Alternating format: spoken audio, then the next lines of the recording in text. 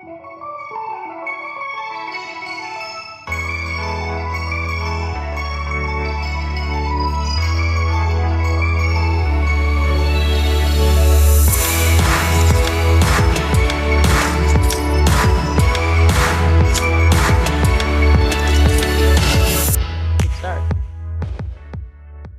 So, hi, I'm Maxine. I'm 17. I'm an international student and I'm in the 11th grade. My name is Faith. I'm 15. I live in America and I'm a junior in high school. My name is Boomy. I'm 16. I'm a domestic student and I'm a sophomore. Okay, so just to give some brief details on how the American college admissions process works. So, American universities and colleges usually base their admissions decisions on a student's academic record, their extracurriculars, recommendations, essays, and applicable test scores. So, the TOEFL, the SAT, and the ACT. And depending on what school you apply to, these can take varying significance in whether or not you're accepted.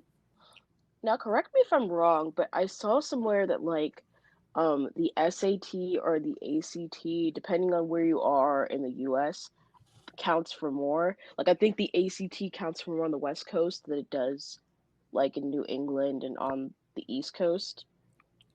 Oh, I've actually never You heard of that. Really? Yeah, because like before this year, because out of all my siblings, I'm the only one that's considering taking the ACT. But all three of them, they had never even heard of it. But for like most of the schools I want to apply to, West Coast, like that's the one that they really pressure for. So I don't know if that has any significance, but just a random tidbit. I'm not sure. I know that like certain high schools, they like focus on one more than the other. Like my school, they really focus on SATs. They make us do the PSAT and stuff like that. But we've never even like touched the ACT. But I think it's kind of difficult because, because the ACT has so low numbers, like how do you convert a 34 to like SAT? Is that as what do you call it, competitive as like a 1530, a 1520? So, yeah. I know there's like actual conversions online and stuff like that, but I kind of see what you mean because some people consider the ACT as like easier and more fast paced than the SAT, which has more questions, which is technically harder and which takes more time to complete. But from what I've heard, like, and from what I've seen, like it's weighted equally. Like they don't mind which one you take, but I'm not sure. It could be like something. No, it's definitely weighted equally. I just know that in like some parts of the country, that's kind of what they prefer. Like if you have like a 1550 and you apply to like, UNC Chapel Hill, they're not going to be like, yikes, should take the ACT. But I'm just thinking because like my county, they give us free SAT what do you call it, tests. Like you get one free test your junior year, but then they used to have where you have a free ACT test. So I don't know if something's changed over like the past few years, but Yeah, that's interesting. I don't know. It might just depend on the district, the county. Not sure.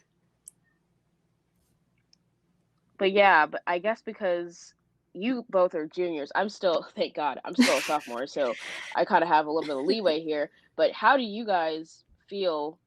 I mean, because you guys are gonna have to start applying to college, making your resume, start thinking about what you're gonna write your essays about. So, like, how's that experience? There's definitely some pressure, especially with the writing aspect of it, because you already know like a lot of people are going to write their essays about the pandemic or how COVID-19 changed their life or how this revealed that about whatever. Yeah. I can already tell those are going to go in the bin as soon as they get those, but I mean, what else are you supposed to write about? It's a whole year of your life spent in quarantine. I feel like that's such a great thing to bring up because essays are like a really big part of the application process, and they have this mindset, like students, and maybe it's something that's just like brought up by the colleges that like, especially for when you're aiming for top tier colleges, it's like you have to be different, you have to be unique. So it's supposed to tell us what makes you special. And it's like for what you were saying about COVID-19, everyone might write about it and they might have had like their own unique experience about it. But if so many people start talking about it, maybe colleges won't see it that way. And I've seen that with other topics too. Like, for example, being an immigrant, being part of the LGBT community, like it can be a common topic, but like it's truly something that's impactful to you. But then because of the college admissions process, you're being told, well, that doesn't make you special because there's like 500 other essays about the topic as well. Yeah, I agree with that, but to a certain point, like what you said with the immigration story or like the LGBT story, that it can have a lot of different layers to it. But for the coronavirus, the vast majority of them are going to be like, I was supposed to go to this convention and this competition and do all this and have Yeah. this internship, and then I lost it. Don't you just feel so bad for me? I mean, I know there was a bunch of people dying and people were losing their fathers and their grandmothers and their sisters, but I didn't get to go to debate nationals. I mean, like, I think we're all suffering here. I think that personally, if so, Definitely. like, there are going to be some Corona essays that are definitely going to slide. Like, if you lost a family member, like if Yeah. your dad died during coronavirus, they're definitely not going to be like, heard it, sorry. I definitely hope that no one writes about their debate convention Oh, they're being gonna like do delayed that. or They're being gonna They're do canceled that. definitely because, going to do it. oh gosh, I hope not. And My gosh. honestly, I mean, I don't really blame them because if you don't really think about or haven't seen what it's like for people who have to work during the coronavirus, you would think like my junior year just got decimated. I had to do like if this were my junior year, for example, I would have to do 6 AP exams from home. Yeah. My SAT would be canceled, and something that my family would probably spend like hundreds, maybe like $1,000 on classes, and it's already gone. All this stuff. I would feel pretty bad, but personally, for me, my mom is a healthcare worker. She's a nurse, so I know personally what it's like for her to be going out. Like at her old job, which she had just quit before the coronavirus got really bad, there were a couple, like at least 3 patients that tested positive. I've already had 2 family members that have died from COVID-19. So when it comes to things like, oh yeah, my SCT got canceled or I don't get to go to nationals, I don't really care about that anymore because there are more important things going on. Yeah, I So totally I hope that understand there that. will be students who would For sure. realize that it will be mature enough since they're going to be juniors. But as we all know, kids are going to go for the most traumatic experience they can think of. And for some, that just might be losing out on all their internships this year. That's just crazy. And I hope like if people actually do write about that, like the college admissions counselor just like what are they doing? Like that's obviously not going to work. But yeah, there's really bigger things going on that they really shouldn't just. But I hope people like, oh my gosh, I just hope that they understand that that is not it right now. Yeah, I mean, I think college admissions will probably be looking to see. I know that like you and literally every single other junior in the country didn't get to have a summer. What did you do instead? Like how Yeah. what we're doing right now. That's what they're going to be looking for. They're going to have to account for so many other factors just because so many of the standardized tests have been canceled and because a lot of people are kind of being forced to make up these unique extracurriculars that they've never really seen. So it's going to be a pretty interesting admission cycle. Speaking of the SAT and the ACT being canceled, what do you guys think about like the emphasis on standardized testing in the process? It's actually crazy you asked that because I have to write a synthesis essay for English, and I made it about how standardized tests shouldn't be a requirement. Now, I have to be honest, I wanted to argue that they should be a requirement, but was writing my thesis, and then it was late at night, and I'd realized that I wrote my thesis against it, so I just kept on writing. But I think test optional is a good idea because if you really look at the stats, making test a requirement really harms lower class and minority groups, like distinctly. So that's all I say about it for now. Maxine, do you have something to say? Well, the only thing that I really have against standardized testing is that it's so expensive here. Like, I'm not really sure how much you guys pay for it, but we pay probably around 2 times as much of that. And I'm not really sure why. It's probably just shipment, but that's all right. That's all I can really say about standardized testing. That and all the camps that people send folks to. It's really crazy. Because I go to a really competitive prep school here. We're probably sending like the vast majority of our applicants to T20 schools, and yeah, the competitiveness is crazy. Threshold's definitely really high. I completely know what you mean. Hmm. Like, I feel like, in a way, some sort of testing is needed. I see why top-tier schools will want to know that you're able to handle their coursework before actually admitting you. Like, I completely get that. But like what you guys were saying, competition, like, it really just gets all these kids focused on competition. And sometimes, like, your proctors, like, it's so easy at times to just cheat on your SAT, get someone else to do it. Like, it's been seen everywhere. And, like, it's really expensive for people who just aren't able to afford it as Yeah, well. because yeah, So I completely understand why it's there. because I understand what Maxine means, where like the biggest problem is that the test itself is so expensive. I don't personally know how much it costs for international students. I know that for here, like the SAT and the ACT, it's around like 45 to $50 per test, and then the AP exam is like $100 for where I live. And then subject Oh my God, tests. which subject tests actually those make me more upset than the regular Yeah. SAT does, because a lot of these hotty toddy top 10 schools, they require you have a subject. I'm pretty sure Princeton, you have to take 2 subject tests Georgetown makes on you top take of your 3. regular. Absolutely ridiculous. All for them to just reject you. And aside from the fact that they're charging $50 per test, and you might need to take them more than once, the fact you have to spend extra money so that you can do well on these tests. To send I them. mean, yeah. And to send them to the It's schools. ridiculous. And to send them to the schools. And to pay these application fees. I mean, it's like paying every step of the way. I don't know. I go to like a regular American high school. Like, I wouldn't call mine competitive or bad. Like, there are bad schools, but mine's basically average. So that means that if I really want to do well in the SAT, yeah, I can get some help from my school, but I'm really going to have to look for outside sources, buy books, go to tutoring sessions, use Sundays to get my score up.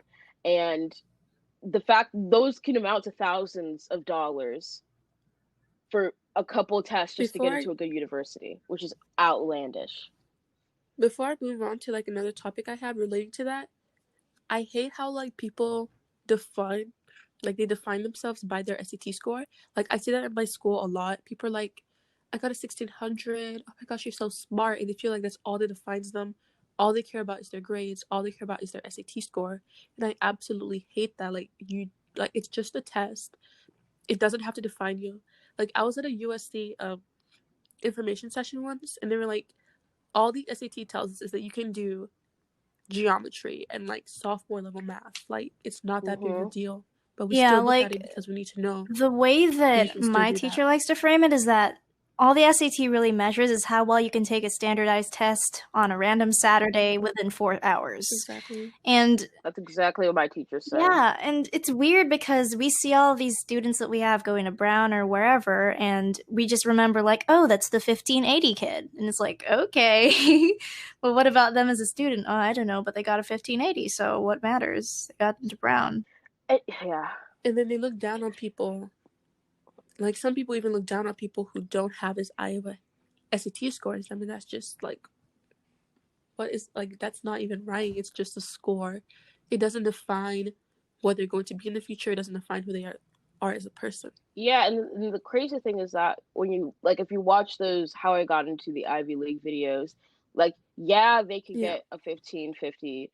Yeah, they can get a 1580. But the only reason most of the time, or I would say the only reason, but the main reason why kids will get into the schools they get into is because of their extracurriculars.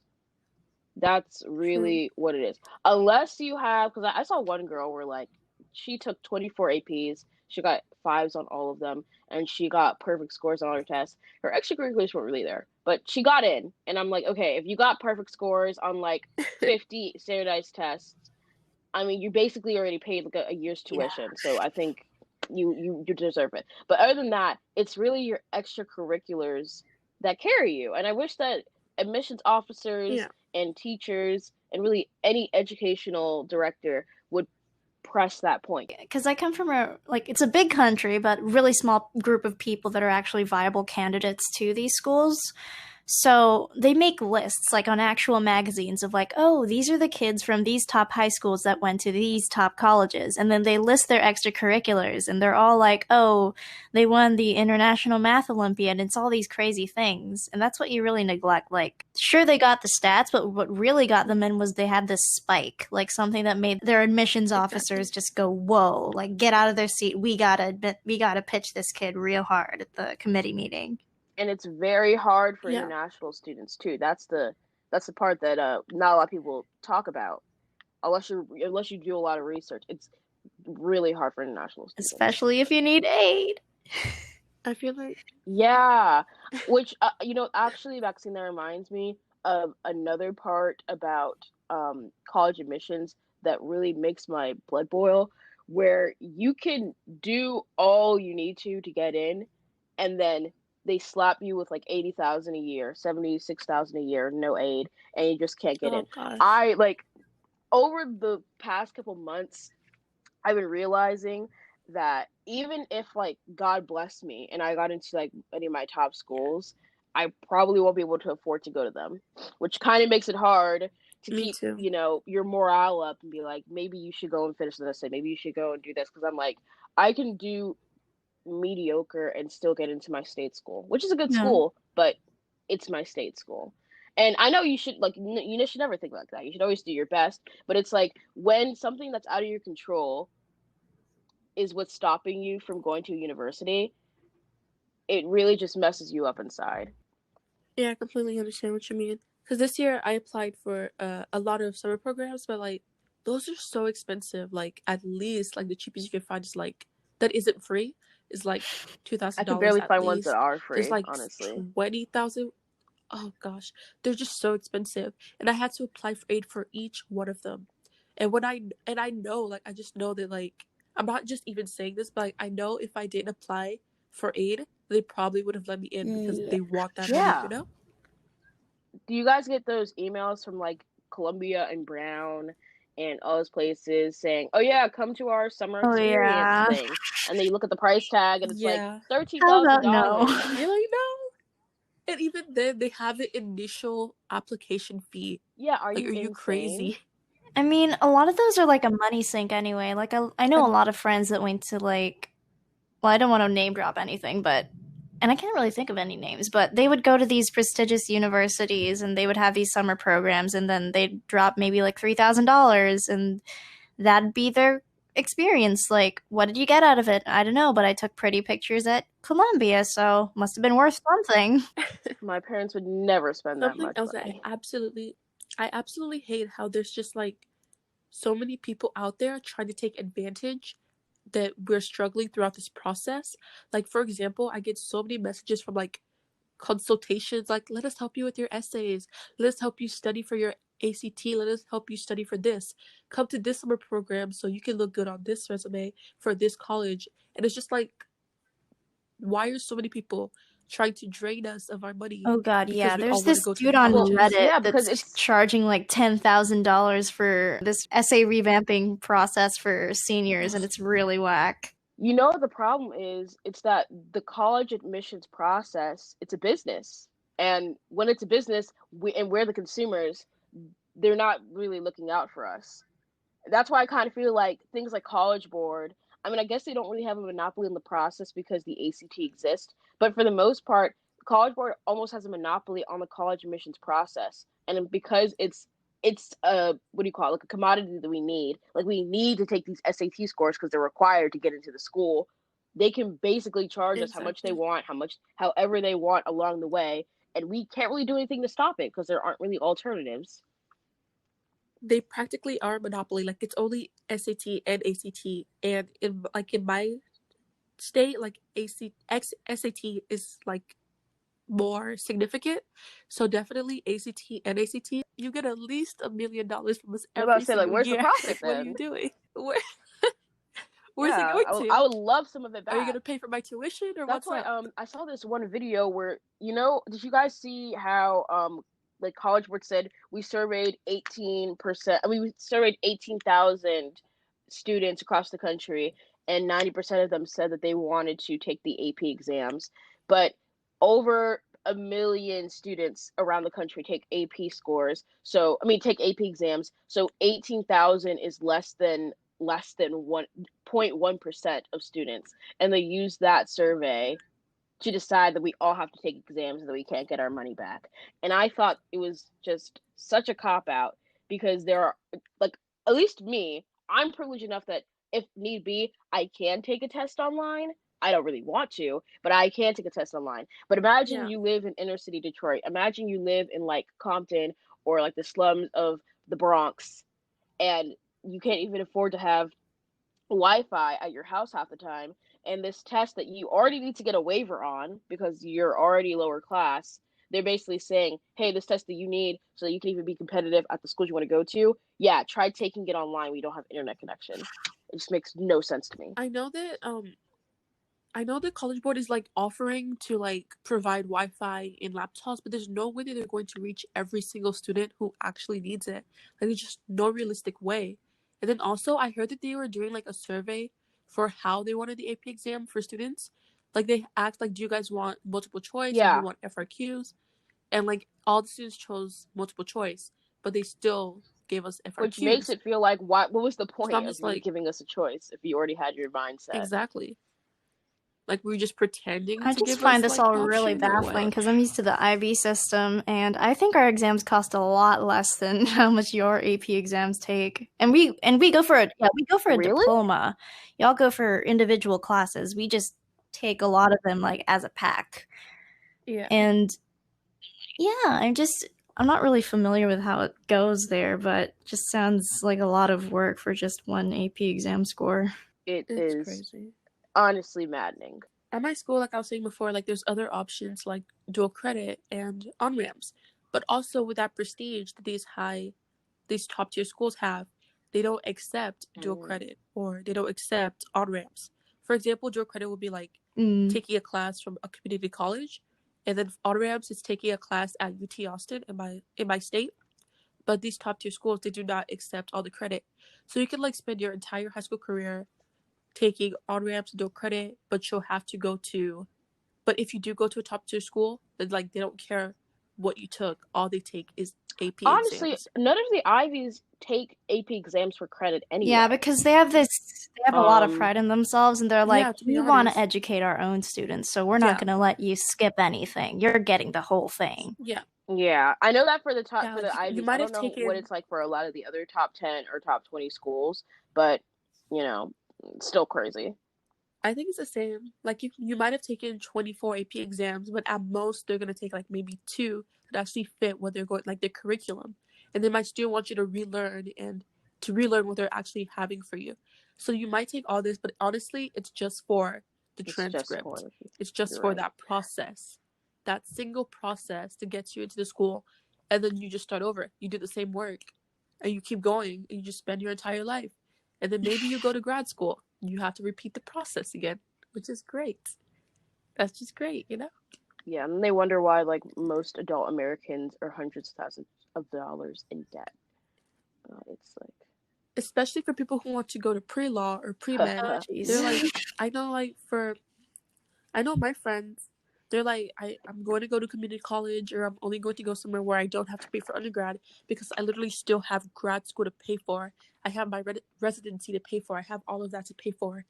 Grad school, undergrad is not that important because I have grad school later on. And I can't be getting in debt in undergrad just for grad yeah, school, that's you what know? I was thinking. Like maybe because it's crazy how you might have to compromise on your education, which is like something that we agree everyone has a Exactly. right to, just because you can't afford it. Like I was thinking maybe I should just go to state school, even community college for 2 years, transfer to my state school, and then maybe save up and then transfer into and then try to go to prestigious school Yeah, for law school. But again, that type of thought process, like I don't even know, is that do they I bet they don't need to think like that in Europe or in definitely not. Australia or in a bunch of other first world countries. Honestly, I just see people Yeah, making fun like of y'all America, write like, so you don't many pay for essays. college? Like, I'm You not don't pay for applying that? just to the US, I'm also applying to Canada, and they're very stats based there. Like, so long as you meet their prerequisite, you're good. And the same goes with the UK. You just have to know how to write a basic essay, and it doesn't really matter whether it's profound or not. So long as they know that you can write, you're in. I heard that UK schools tuition That's crazy. was actually cheaper than out of Yep. state tuition here, which well, I mean, if I have to go to London, then I don't know, we could do that. So yeah, there definitely is a pressure for teenagers from their parents, from peers, from their districts to like have a good SAT score, do well in their classes, have interesting extracurriculars that are different, and just trying to make themselves seem unique to the college admissions process. And that's definitely had such a bad mental impact on so many teenagers. Oh yeah. And even some people, like, they go to these colleges that are top tier, and they have the worst time because it's not the college that was meant for them, or like they're just stuck in their like academic focus. Slightly unpopular opinion, yeah. but I think that I really do understand why people try gun so hard for undergrad. It's because, like, sure, it doesn't really matter where you go for undergrad, but for specific grad schools, it definitely does. And if you're going into very specific fields, like, I don't know, high finance, or if you want to break into Wall Street, your undergrad definitely matters. And connections. It's all about making those connections. I feel the only one where I truly believe, like, the only one that people don't really care about undergrad as much for is pre-law and like people who want to go to grad school after, because they have other stuff to worry about later on. But like, if all you need is your undergrad, your bachelor's, then definitely you'll have more of a focus on prestige and undergrad schools and like careers where like your prestige and your connections actually matter. Yeah. Also, going back to the impact on mental health, do you guys agree with schools who limit the amount of APs that you can take, or like halt when you can take them? Like, for my example, for my school, you can only take one AP your freshman year, but after that, you can really take as many APs as like how far you are in each subject can allow. But for my sister's school, she went to a private school, but she wasn't allowed to take any APs until her junior year because they were afraid of the mental impact that students would have if they were taking too much too early on. So, do you guys agree with which system, being able to take as many classes as you want, having that your own discretion, or allowing administration to kind of play parent and say maybe you shouldn't be taking as many? There are definitely some benefits to the administration playing parent, because at least that way the schools can know, like the schools you're applying to can know, like, oh, these were their circumstances, they did the best that they could. But if it's really free, they kind of do have leverage to say, like, well, they didn't take this many things during their sophomore year, they probably could have had a better course load, and that can be pressuring in and of itself. So but I know that oh, sorry. And I don't know, you can go on. I don't know if you guys have seen, but there's like 8th graders, middle schoolers, or 9th graders who are freshmen trying to aim for top tier schools already. And they're like on these places like, how many AP classes should I take? Should I take this my freshman year? Should I take that? So I feel like what your sister school is doing, where they limit her or like tell her when she can take things, I feel like that can be important as well, because they might try to aim for the best. They might say, I'm going to take all these AP classes, but they don't know how much it can truly handle. And some people, they know they can't handle it, but just to look good on their transcript, they take these many classes anyways. My school, personally, they didn't really restrict us, but they didn't offer us any AP classes till our sophomore year, and it was only one that they offered us. But for some people, if like the class was full, they could start taking the AP class their freshman year. They didn't really restrict us, but like they kind of had like a process for it. Yeah, I mean, that's what I'm saying. Like saying only offering you one class. Personally, for our sophomore class, I suppose you can technically only take a couple.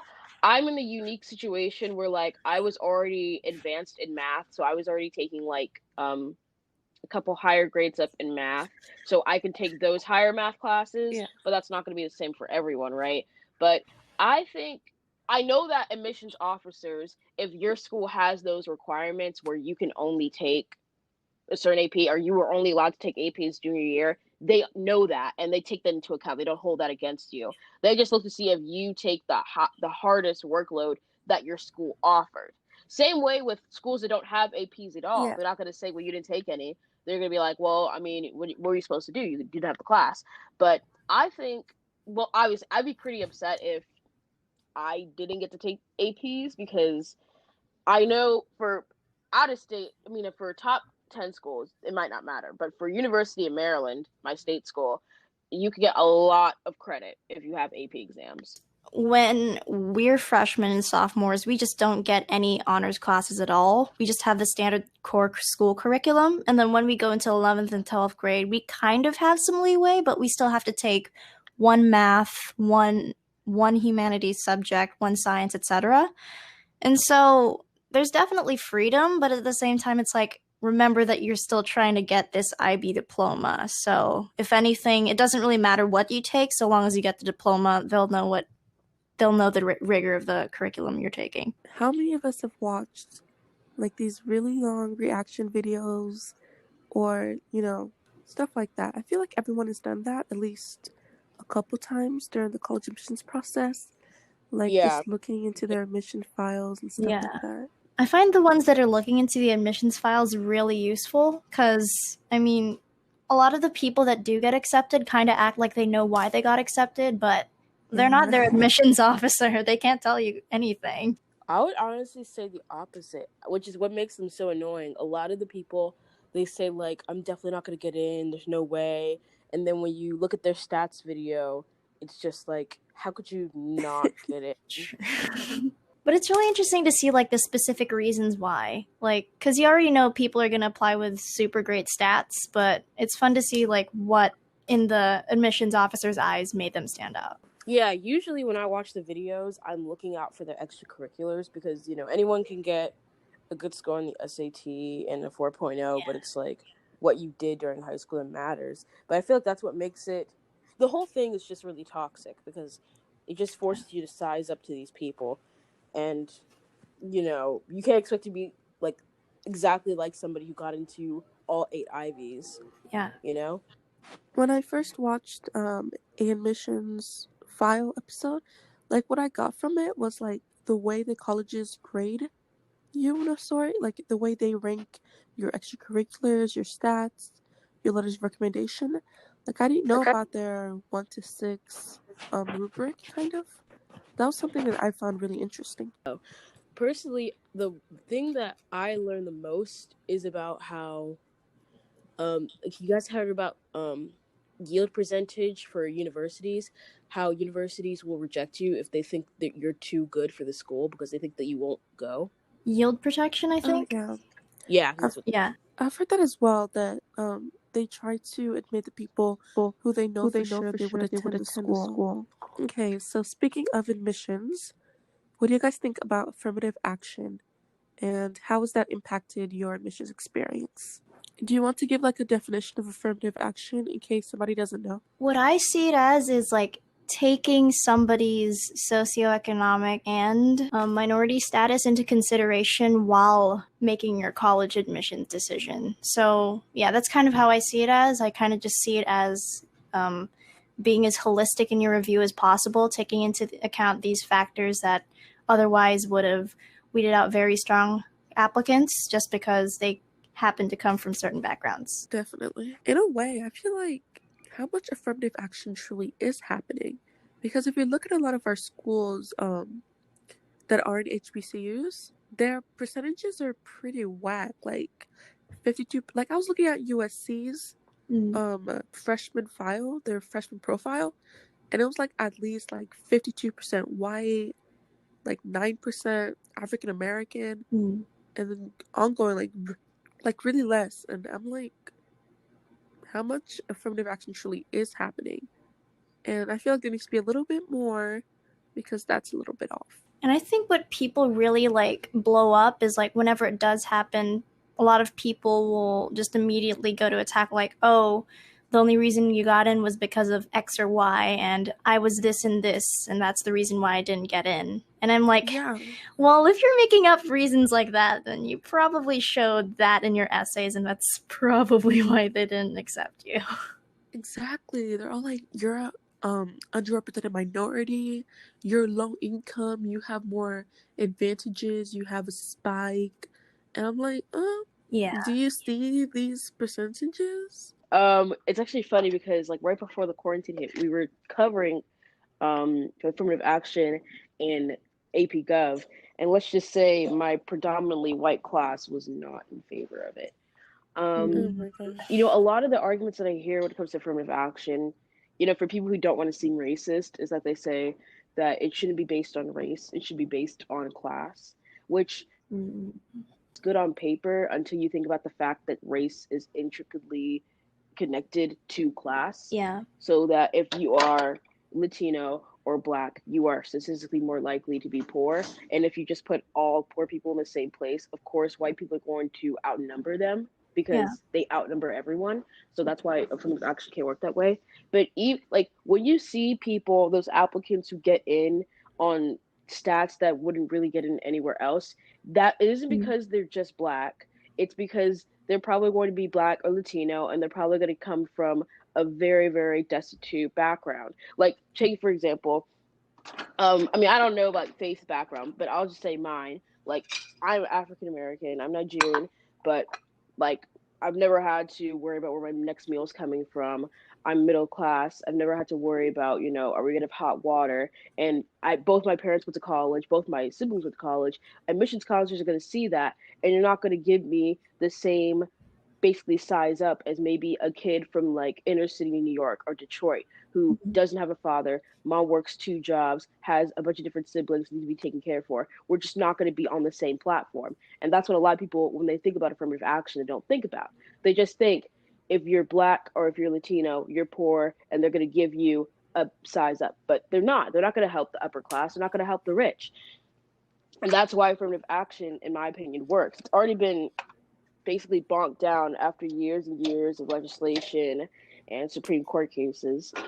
Yeah, and I think that the online platforms that are discussing it are really not the best representations that we want to be putting forward when we do discuss affirmative action, because a lot of these subs that you see, so like applying to college on Reddit or College Confidential, these subs majorly skew wealthy, and they often skew like upper middle class, usually like white or Asian American, and you don't really want to see these populations necessarily representing the affirmative action issue. I definitely think that affirmative action is wonderful. It's totally needed. I just feel like it needs to be exemplified in the college admissions process for sure.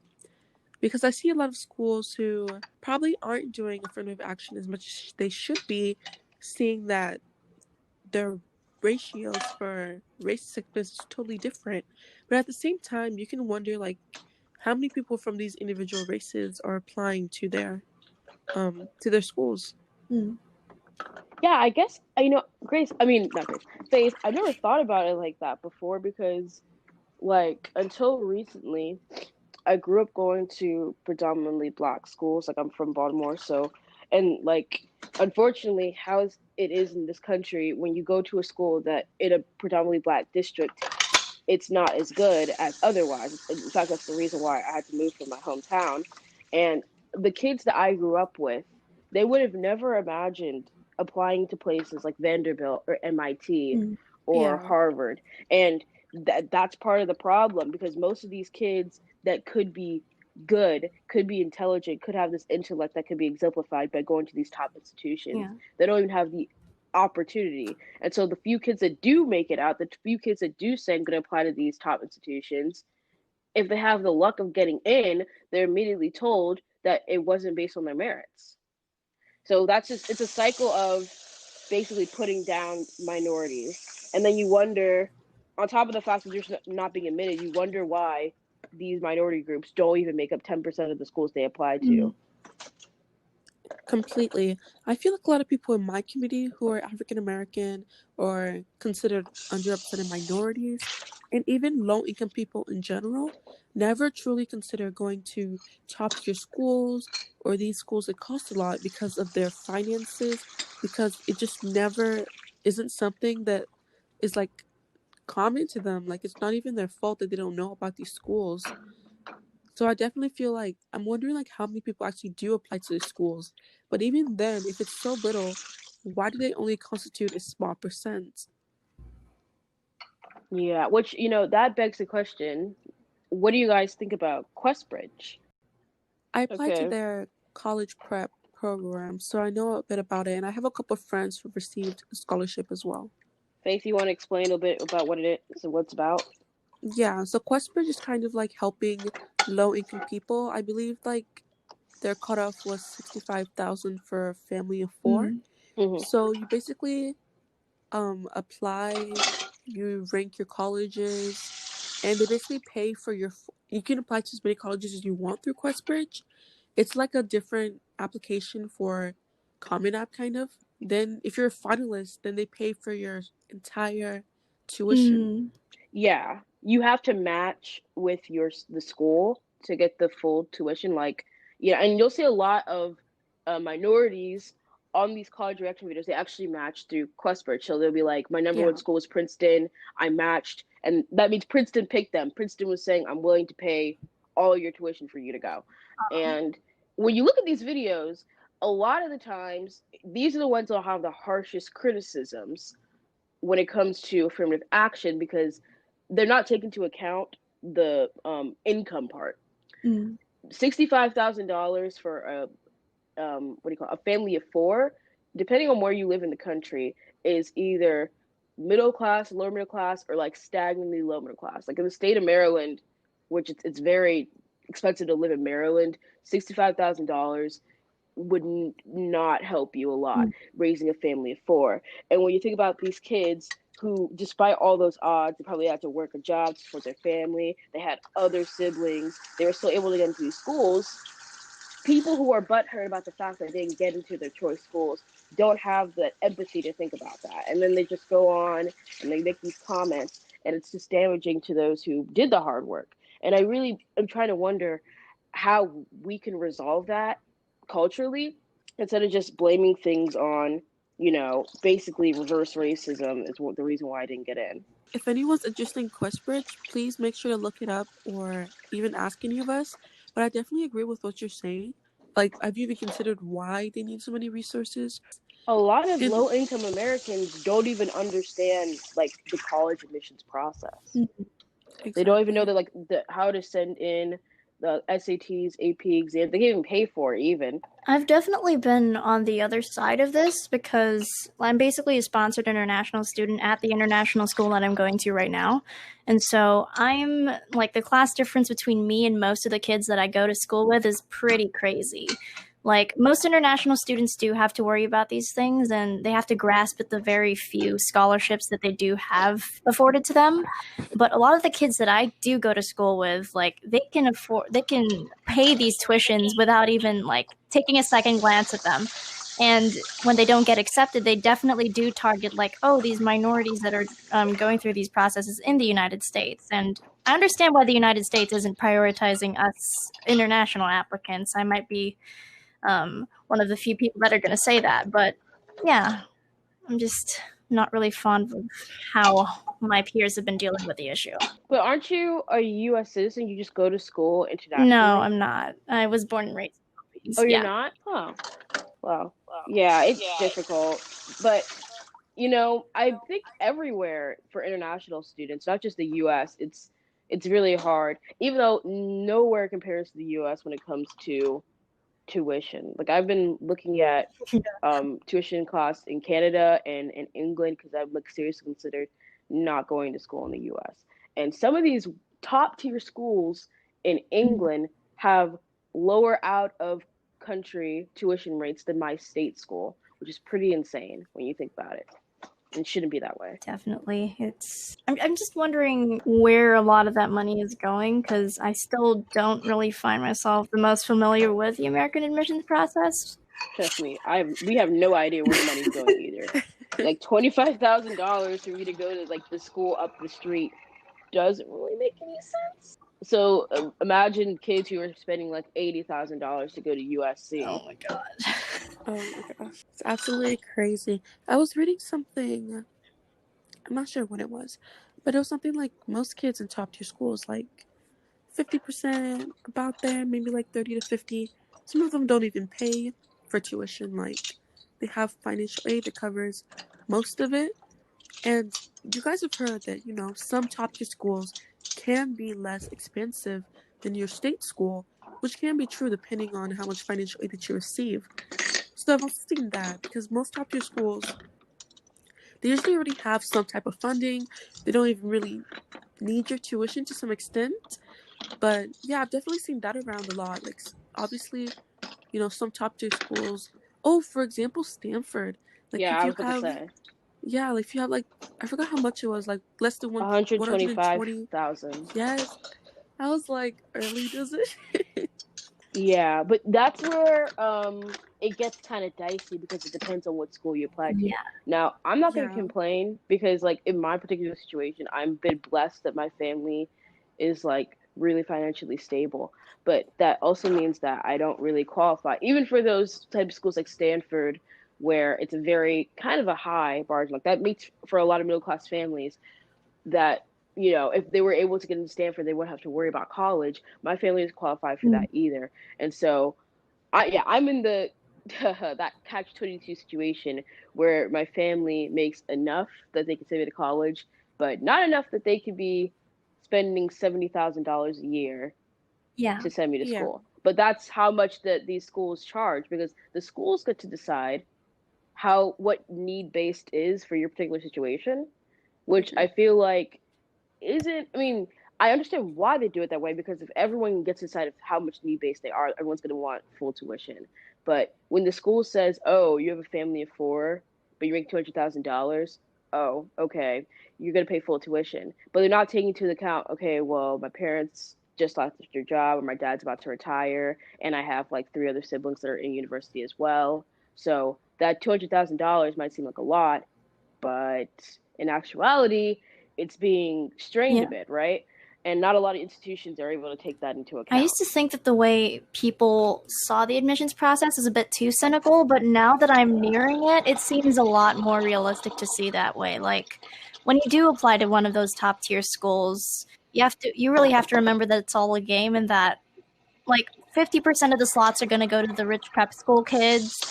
40% of them are going to go to the special applicants, so like royal families or celebrities or whatever, and 10% of it is going to go to the regular kids that are just fighting it out for a good spot. So, Where I Don't forget struggle the with that, athletes. yeah. But I struggle with that because I don't want to normalize the thought that if you go to a number one school, it should cost that much because it really, in no circumstance, shouldn't.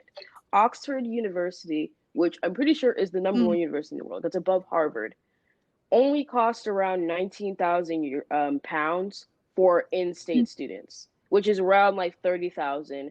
Yeah. Now, take for example a school like UMich, which is a good school. It's not number one in the world, but it's a really good school. It's one of my top choices. Out of state tuition there is $50,000. Make it make sense. It's education should not be some enterprise. It should not be that Exactly. expensive to get an education that you need to have if you want to get a good job. It's That's not why like that in other internationals, places. that's why people keep clowning on yeah. America. They're like, y'all pay for education. Y'all pay for this. Y'all do this. Like, I swear they do not rest. I've seen that so much. Like, everyone is clowning on America because we're really out here. They're like, y'all are practically paying to breathe at this point. Oh, yeah, you want to go into the audience portion? Okay. Sure. So, one of the first questions is what are some of the benefits of going to community college? Ooh. Definitely the price is one. Yeah. I don't know how it works in other states, but for my state, if you go to community college for like the full 2 years, you can transfer it into any public Mm. university in Maryland. So, for example, UMD, which is very competitive, especially for in-state students, if you go to community college after 2 years, you could easily just transfer in. In my state or in my county, really, we have something called the Promise. So basically, they cover all your tuition when you go to community college, and they also help you through the next 3 years, and then you can transfer into other schools and complete your degree like for free. Whoa, that's crazy. So definitely, there's a lot of advantages to going to community college, and not just the cost, but like I don't think there's like anything wrong at all with just going to community college. Like there's nothing wrong with it. Like what people misunderstand sometimes is that going to a top tier school is your only chance for success, your only chance for making money, when it's not. Yeah, but I do think it's unfortunate that it really depends on what state you live in, how many Mm-hmm. benefits that you get.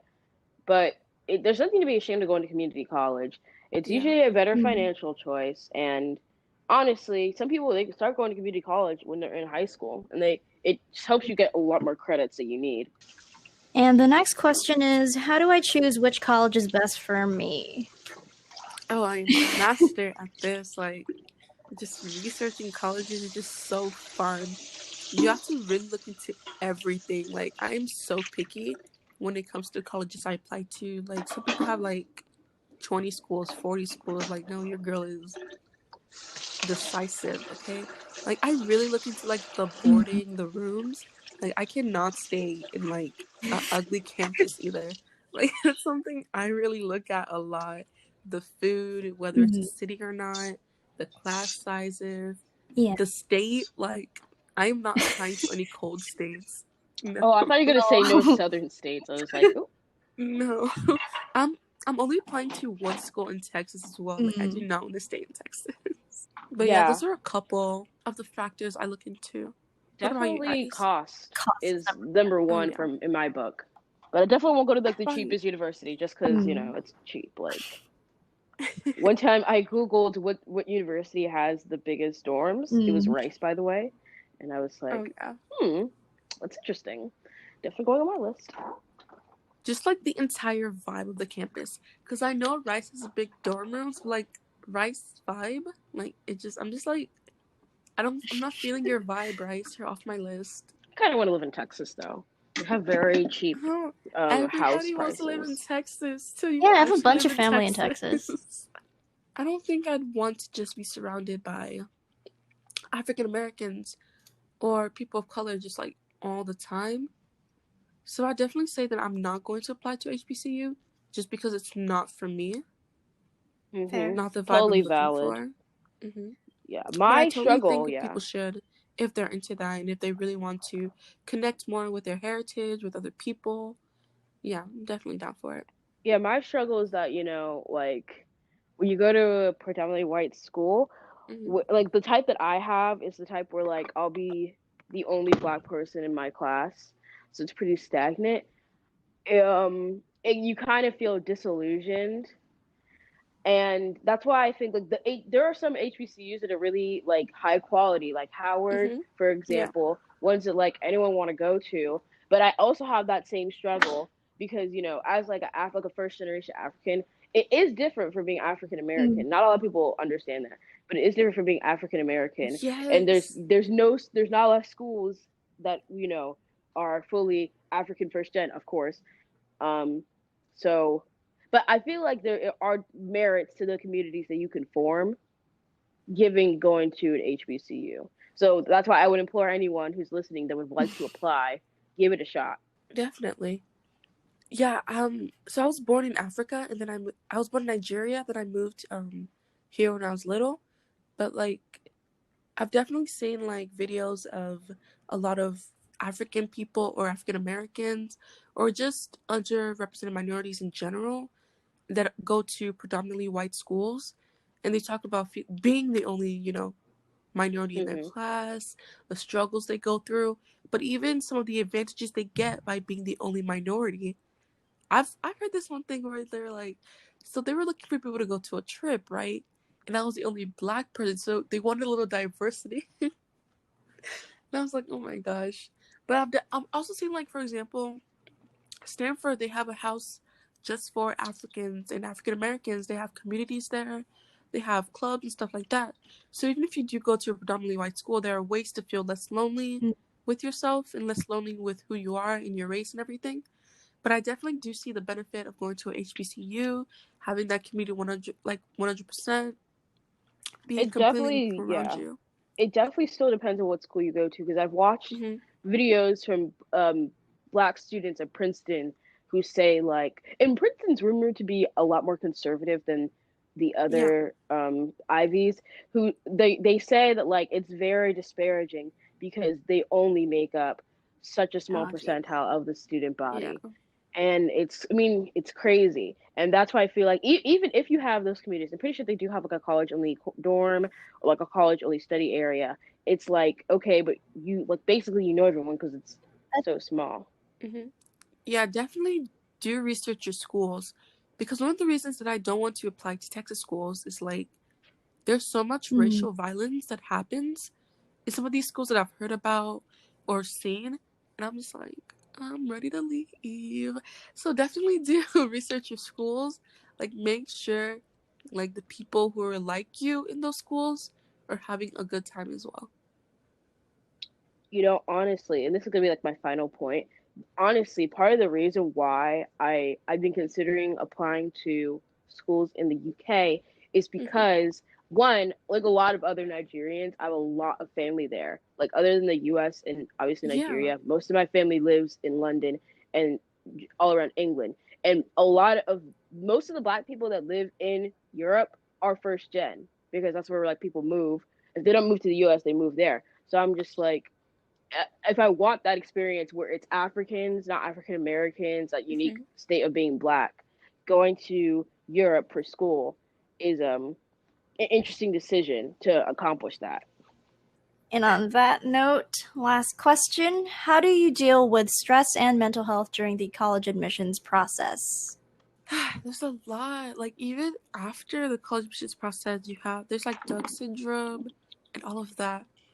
But for during the admissions process, I just feel like it's really important to not just go off everything that you see on applying to college on Reddit.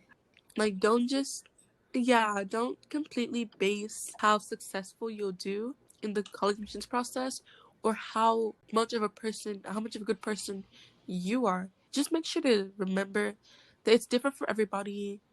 You're still a wonderful, unique person in your own way, even if you don't get accepted to a college you wanted to. Yeah, I mean, aren't where you go to school. Like that's the most important part. Some people Hmm. make like their entire personalities. Hey, I went to Harvard. Hey, I went to Stanford. But you are not where you went to school, especially if it's just your undergrad. Undergrad is not everything. There's always medical school, law school, graduate school. And even if you don't get into your top school for those things, where you go to school should not be the thing that determines how successful you are in life. You make what you get. Definitely. So even if you just go to your state school for all of your secondary educational experience, it you can still be great no matter what. And please make sure to do what's best for you, because I've been seeing, like, for example, I saw a post on Reddit. It's like, my son wants to major in English, so I told him Mhm. I won't pay his tuition because he's going Ooh. into a useless field. Instead, he should go into engineering. You're the one going through the application process. Do not let friends, family, or other people interfere with what you're doing, what you want to do. I make sure to keep my parents out of the process 100% as much as I can. But some people have really controlling, really nosy parents. So I totally get that. Yeah, But it's try to Mm. pretty keep, hard if they say they're not yeah. going to pay. Oh, yeah, and one thing, if you're already stressing out to make yourself the perfect applicant to one of the schools that you're applying to, so like one of those top tier schools, that's probably a good red flag that you might not be the happiest at that school. Yeah, like a lot. Yeah, you can't make yourself the perfect student for Princeton, for Harvard, for Yale. And I know this isn't going to sound believable, and I know a lot of people are going to not want to follow this advice. But like, if being you and being yourself isn't what's going to get you accepted, then you have no place in the institution. You're just going to be miserable Mm-mm. if you happen to get in and go. You can't keep up a charade of what they you think they want you to be for 4 years and maybe Yeah, more.